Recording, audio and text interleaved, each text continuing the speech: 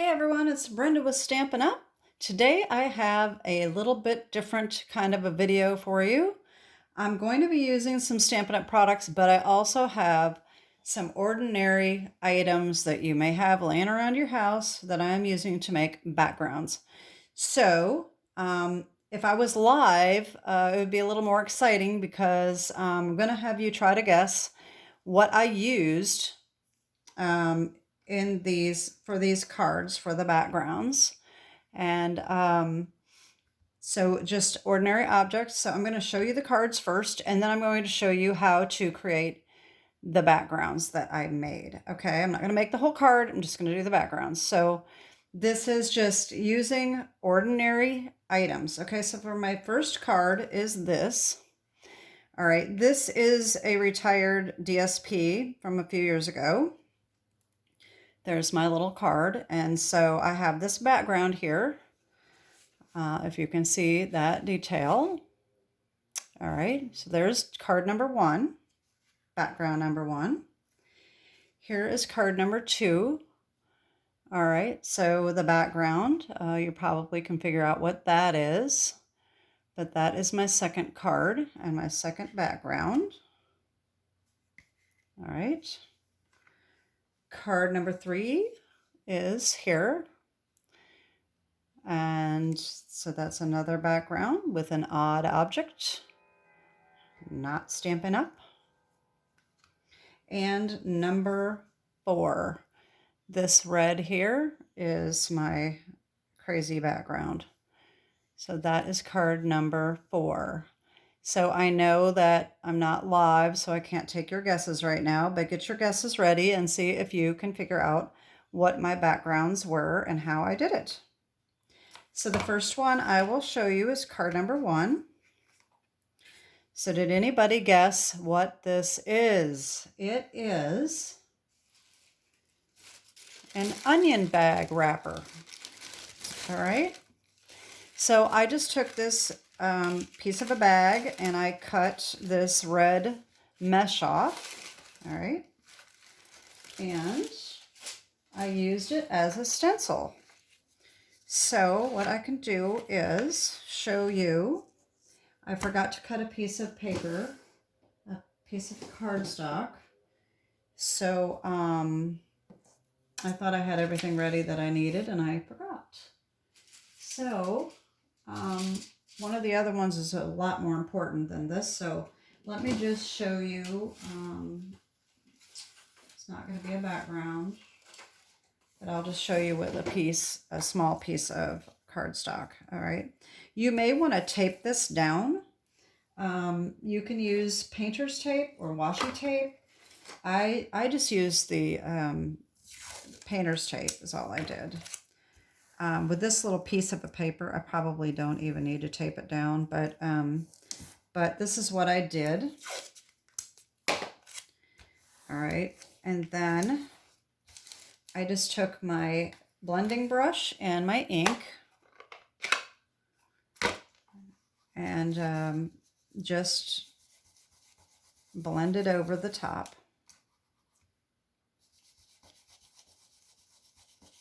All right. Now, like I said, since I don't have the whole thing, I'm not going to do the whole background, but you'll get the idea of what happened here. So just take it out and there we go. So of course I would blend it darker. Like I did this one, I made it really dark. This was actually cherry cobbler. This is real red, so it's a lot lighter, and I didn't go over it that much since I didn't have a whole piece of cardstock. So there is an onion wrapper background. All right.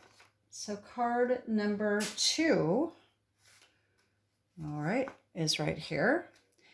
If you guessed, this is aluminum foil. I did use the heavy-duty aluminum foil. You may not want to use a real thin one because when you run it through the embossing folder, it's not, it may break. So the heavy-duty. So this is how I did this. I used a piece of foil that is an inch bigger all the way around than my cardstock, okay? So what you want to do is, what I did, let me show you the difference here.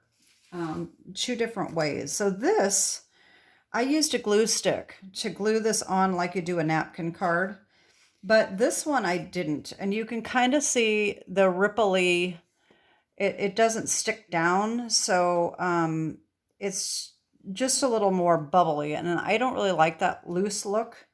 So I decided to use the glue stick. And so you just do it the same way as you do an ordinary napkin card. So you just take your scrap piece of paper, and I'm just going to use this same piece of paper that I used here, and just cover it with a glue stick. Okay.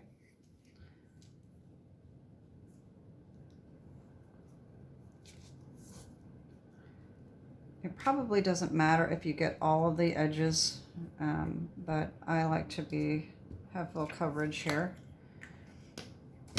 All right, and then you just take this and lay that over the top in the middle of your aluminum foil. Press down. All right. Now I'm getting glue on my hands. You can turn it over if you'd like and just rub the back to get it good and stuck on. All right. All right, and then what you're going to do is you're going to take these corners and you're going to fold them over diagonally like this, okay? This is going to cut down on the bulk. So just fold each corner over.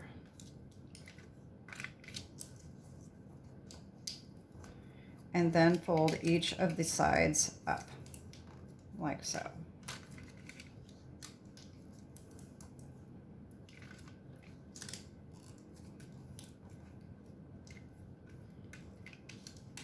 All right, there we go. Now that's covered with aluminum foil.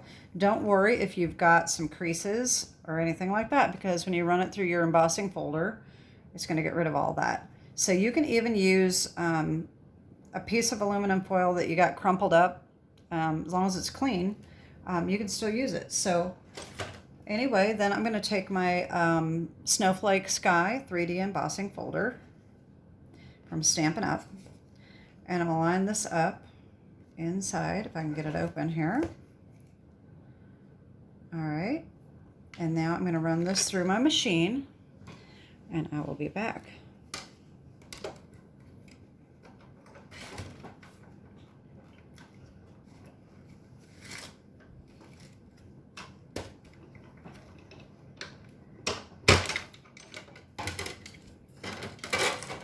Okay, let's see what we got.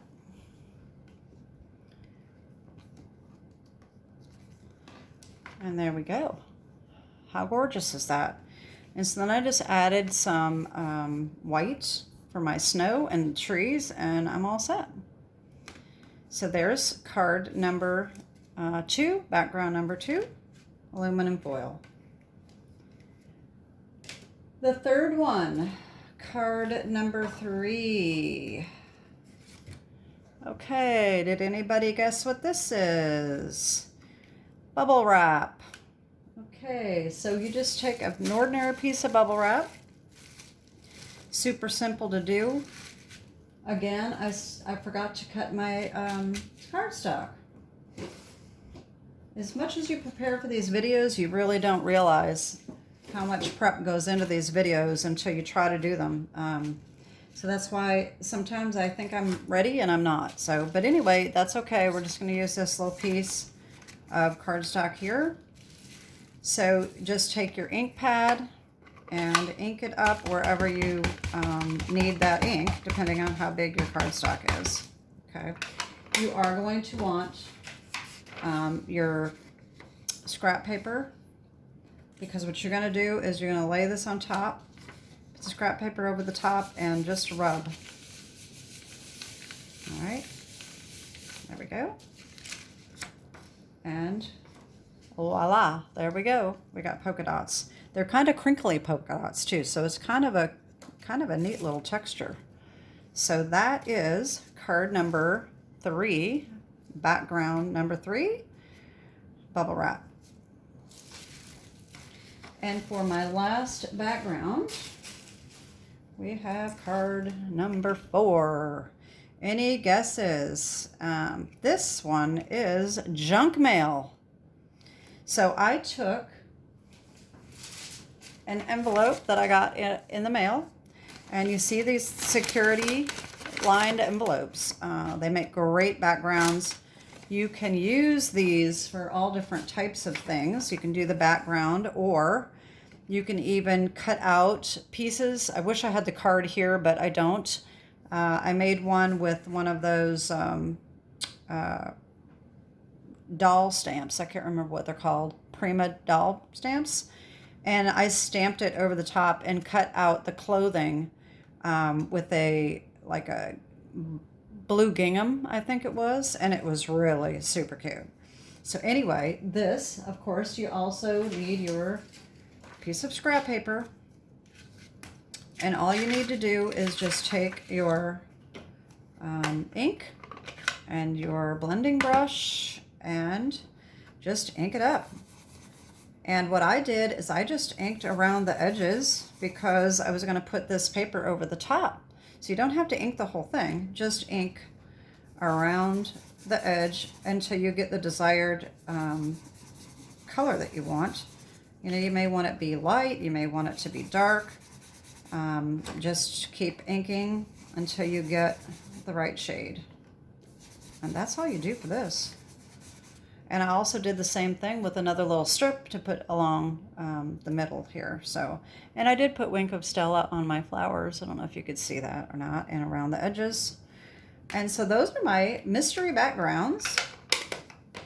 It's just a little something different instead of just using Stampin' Up! Stuff all the time.